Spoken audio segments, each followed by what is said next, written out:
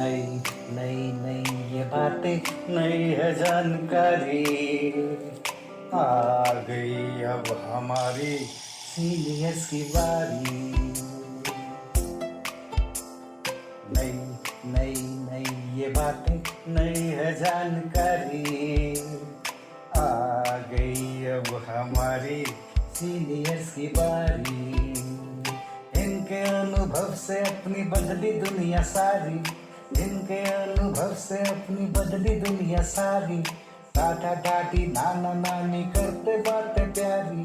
सुन लो तुम समझ लो तुम, हाँ सुन लो तुम समझ लो तुम, सुन लो तुम समझ लो तुम बात ये हमारी। खुश रखोगे इनको तो होगी खुशी तुम्हारी।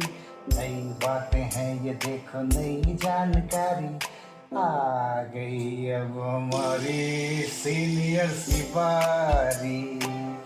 किस्से कहानियां सेहत और विज्ञान की बातें रेडियो कार्यक्रम अनुभव में सीनियर्स की बात सीनियर्स के साथ। राष्ट्रीय सामाजिक रक्षा संस्थान, सामाजिक न्याय और अधिकारिता मंत्रालय, भारत सरकार एवं मीडिया फॉर कम्युनिटी फाउंडेशन और अनुग्रह दिल्ली के संयुक्त तत्वावधान में प्रस्तुत करता है वरिष्ठ नागरिकों के लिए ऑडियो श्रृंखला अनुभव 2.0। इस कार्यक्रम की रूपरेखा बनाई है डॉक्टर आर श्रीधर ने, जिसमें आशीष तिवारी का संयोग है। इसका समन्वय और आयोजन आभा चौधरी द्वारा किया जा रहा है। इसका संपादन किया है फरजीन सुल्तान ने और इसकी साक्षात्कारकर्ता हैं दिव्या।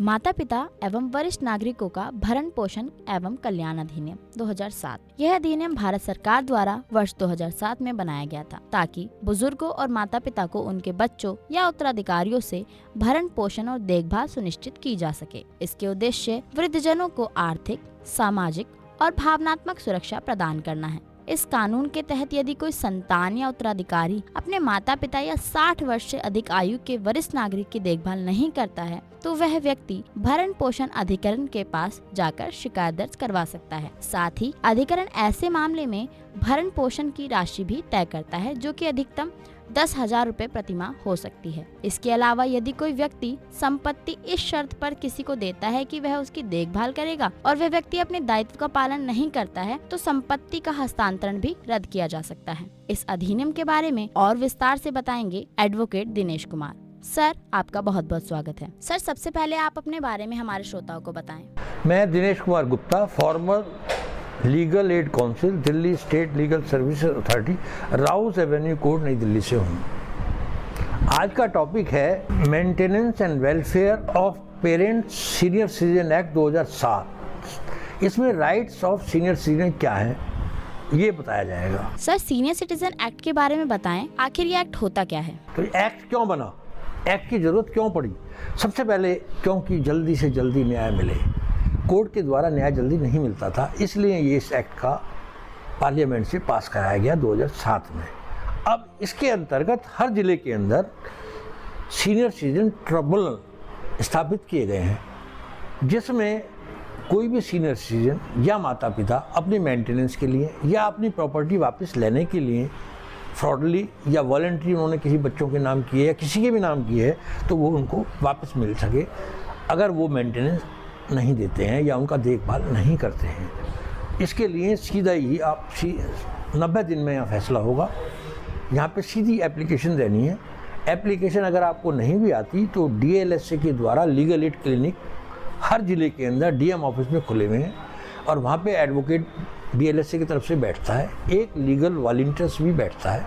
वहीं आपकी एप्लीकेशन फ्री ऑफ कॉस्ट लिखी जाएगी, लिख कर के PLV पैरा लीगल वॉलंटियर आपको DM ऑफिस में जहाँ पे एप्लीकेशन जाएगी वहाँ जमा करा दी जाएगी। उसके अलावा यहाँ पर एडवोकेट दोनों पार्टियों में अलाउड नहीं है, लेकिन अगर वो चाहें तो NGO के थ्रू अपना अथॉरिटी दे करके ऑथराइज कर सकते हैं या अपने रिश्तेदार को भी भेज सकते हैं अगर वो जाने में असमर्थ है या न जाना चाहें। लेकिन एडवोकेट की अनुमति नहीं है वहाँ पर दोनों पार्टियों। 90 दिन के अंदर फैसला उनको करना है, दोनों की बात सुनी जाएगी।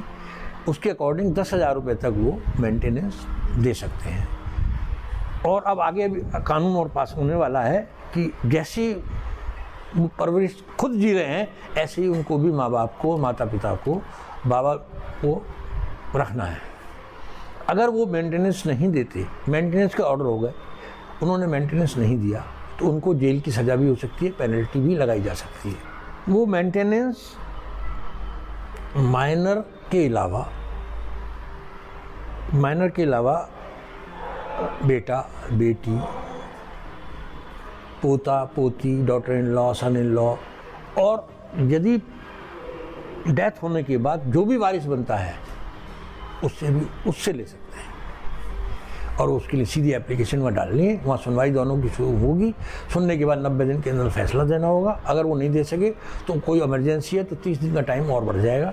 उसके बाद वो दोनों पार्टियों में कोई भी जा कर के इसकी अपील भी कर सकते हैं। अपील को भी 60 दिन के अंदर निपटारा करना पड़ेगा। अपील जो है डिविजनल कमिश्नर के यहाँ होगी, उसके बाद फिर हाई कोर्ट है। इस तरीके से प्रोविजन है। सर साथ ही मैं ये भी जानना चाहूँगी कि इस एक्ट की ज़रूरत हमें क्यों पड़ी? क्योंकि बच्चे परवरिश नहीं कर रहे, इसलिए जो मेडिकल है नहीं कर रहे, तो इसलिए इसकी ज़रूरत पड़ी। और कोर्ट में जो है टाइम ज़्यादा लगता था, 5 साल, 5 साल से कम तो होता ही नहीं था। तो कई केसों में तो 10 साल भी लग जाते हैं। लेकिन इसमें टाइम निर्धारित कर दिया गया कि 90 डेज में आपको फैसला देना है हर हाल में। कोई इमरजेंसी है तो 30 दिन बढ़ाया जा सकता है, उससे ज़्यादा नहीं। सीनियर सिटीजन इस एक्ट का कैसे लाभ उठा सकते हैं, इसके बारे में भी हमारे श्रोताओं को बताएं।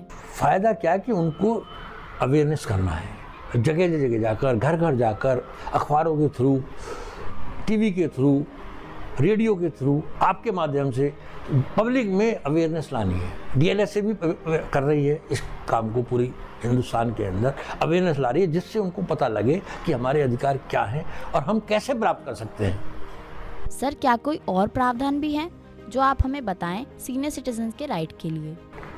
प्रावधान ये हैं, वैसे तो हैं सब, रोटी, कपड़ा, मकान और मेडिकल सुविधाएं। इसके साथ साथ अगर आपको ये लीगल कोई भी सहायता या हेल्प या जानकारी चाहिए तो आप 1516 पर फ़ोन करके ले सकते हैं। और अगर कोई प्रॉब्लम होती है तो आप 112 पे भी फ़ोन कर सकते हैं, वो आपको मदद करेंगे। इसके साथ साथ इसमें एक विधिक सेवा ऐप है, वो उनको आप बताएं, मैं भी बता रहा हूँ कि उसको डाउनलोड करें। डाउनलोड करने के बाद सिंपल उसमें सब चीज़ आ जाती है, नाम, address, mobile number, email number, और आपको किस चीज़ की ज़रूरत है। फूड की तो फूड का बटन दबा दो, लीगल की ज़रूरत है लीगल का दबा दो, नर्स की ज़रूरत है नर्स का, दवाई की ज़रूरत है दवाई का, और एनी अदर कोई भी और चीज़ चाहिए तो आपको जगह की आवश्यकता है, कपड़ों की आवश्यकता है, वही बटन दबा के वो चीज़ आ जाएगी और वो आपको रिकॉर्ड हो जाएगी। रिकॉर्ड होने के बाद वो जो भी ज़िले के जज हैं उसको सेक्रेटरी बनाया हुआ है। सेक्रेटरी वो कोर्ट का कोई काम नहीं करते, वो हमारी सेवा के लिए है, सीनियर सिटीजन के लिए। वो फिर आपको वो प्रोवाइड करेगी। नर्स की ज़रूरत होगी, रहने की जगह की ज़रूरत होगी, कपड़ों की ज़रूरत होगी, मेडिकल की होगी ज़रूरत। यानी कोई घर में है, अकेले हैं और बीमार हैं तो क्या करें, तो वो फ़ोन करके या किसी से करवा देंगे, उनको सुविधा वहीं घर पर मिल जाएगी। साथ ही सर मैं ये भी जानना चाहूँगी कि जो आम जनता है वो आपसे कैसे जुड़ सकती है और आप क्या क्या कार्य कर रहे हैं आम जनता को जागरूक करने के लिए? हम जो काम कर रहे हैं हमारे साथ साथ डीएलएस से, ये तहसील लेवल से लेकर के नेशनल लेवल तक काम कर रही है। तहसील, उसके बाद जिला, जिले के बाद जो है राज्य, राज्य के बाद नेशनल लेवल। और इसमें जो हेड हैं वो सभी जज हैं। सबसे बड़ी बात ये जजेज हैं और वो उनको डेपुटेशन पे लेते हैं। सिटिंग जज हैं, जैसे सिविल जज हैं और ये मेट्रोपॉलिटन मजिस्ट्रेट, ये जज हैं मेट्रोपॉलिटन, उनको जो है डेपुटेशन में लेकर के सेक्रेटरी बना दिया। हमारे दिल्ली के अंदर 12 डिस्ट्रिक्ट हैं, तो 12 जजों को इसी काम के लिए बनाया हुआ है। वो 24 घंटे कोर्ट में मिलते हैं, हर वक्त कभी भी उनसे मिल सकते हो, उनको वो कोर्ट का काम नहीं है। उनके ऊपर 4 एडिशनल डिस्ट्रिक्ट जज हैं, रोज रॉबर्ट जेल में बैठते हैं। उनके ऊपर फिर जो है chief justice of Delhi high court है, उसके ऊपर फिर नेशनल वाले chief justice of Delhi high court है। तो इस तरीके से नीचे के लेवल से लेकर के नेशनल लेवल तक ये काम चल रहा है। और ऊपर से इंस्ट्रक्शन आती है नेशनल लेवल से, नेशनल लीगल सर्विस अथॉरिटी, वो देती है Delhi state legal service authority को और राज्यों को, जैसे यूपी स्टेट लीगल, उत्तराखंड, सभी स्टेटों में इस तरीके से बना हुआ है। दिल्ली हाई कोर्ट में जो भी चीफ जस्टिस हैं वो इसके पैटर्न है मेंबर, और जो सेकंड सीनियर मोस्ट है वो इसके चेयरपर्सन है। ऐसे दिल्ली के अंदर जितने भी डिस्ट्रिक्ट हैं, 12 डिस्ट्रिक्ट हैं, तो 12 डिस्ट्रिक्ट वाले डिस्ट्रिक्ट जज जो हैं वो इसके चेयरमैन हैं। तो वो सब देखभाल कर रहे हैं और जागरूकता ला रहे हैं जगह जगह, मेट्रो स्टेशन पे और ये नुक्कड़ नाटक के द्वारा अवेयरनेस प्रोग्राम सभी जगह कर रहे हैं। अखबारों में भी देते हैं और लीगल एड के लिए कैसे सहायता मिले, कौन ले सकता है, सब ये जानकारी अखबारों के थ्रू, नुक्कड़ नाटक के थ्रू, मेट्रो स्टेशन पे, सारे स्कूल्स में, डीएम ऑफिस में अपने अपने कैंप लगा के, और उन्होंने लीगल सभी कोर्टों में फ्रंट ऑफिस खोले हुए हैं, वहाँ भी कोई भी व्यक्ति जा करके मिल सकता है फ्री ऑफ कॉस्ट। और इनके लिए कोई वकील की ज़रूरत नहीं है। अगर वकील की ज़रूरत भी है तो अगर 4 लाख रुपए तक इनकम है इनकी तो उनको सारी चीज़ फ्री मिलेंगी, वकील भी फ्री, कोर्ट के फीस भी, फोटोस्टेट भी, टाइप का खर्चा भी, और वो वकील से मिल लेंगे। कोई परेशानी हो तो जज साहब से, सेक्रेटरी साहब से भी मिल सकते हैं। इसी तरीके दिल्ली के अंदर 12 डिस्ट्रिक्ट हैं तो 12 फ्रंट ऑफिस खुले हुए हैं, हर कोर्ट में खुले हुए हैं, अब वहाँ कोई भी मिल सकता है। और फ्रंट ऑफिस के अलावा यहाँ पे अब मैं स्वाभिमान परिसर में बैठा हूँ, यहाँ भी एक एडवोकेट की ड्यूटी यहाँ लगती है, वो भी एक दिन यहाँ आते हैं। लेबर ऑफिस में भी ड्यूटी लगी हुई है, और जितने भी डिस्ट्रिक्ट मजिस्ट्रेट हैं उनके ऑफिस में भी लीगल एड क्लिनिक खोला हुआ है, वहाँ भी वकील बैठते हैं, वहाँ भी कोई भी व्यक्ति मिल सकता है और उनसे एप्लीकेशन लिखवा करके दे सकते हैं। टीवी में दें, ऐड करें, लोगों को बताएं, घर घर जाके बताएं, नुक्कड़ नाटक करें, घर घर में अवेयरनेस करें, स्कूलों में करें, ये प्रोग्राम कर भी रहे हैं और आगे भी ज़रूरत भी है, जिससे लोगों को जागरूकता जब भी आएगी, जब उनको पता होगा, जब भी उनको फ़ायदा मिलेगा। अभी आपने सुना हमारा एक खास कार्यक्रम। उम्मीद है कि आपको हमारा ये कार्यक्रम पसंद आया होगा। अगली कड़ी में इसी विषय पर और विस्तार से चर्चा करेंगे। अभी हमें दीजिए अनुमति। धन्यवाद।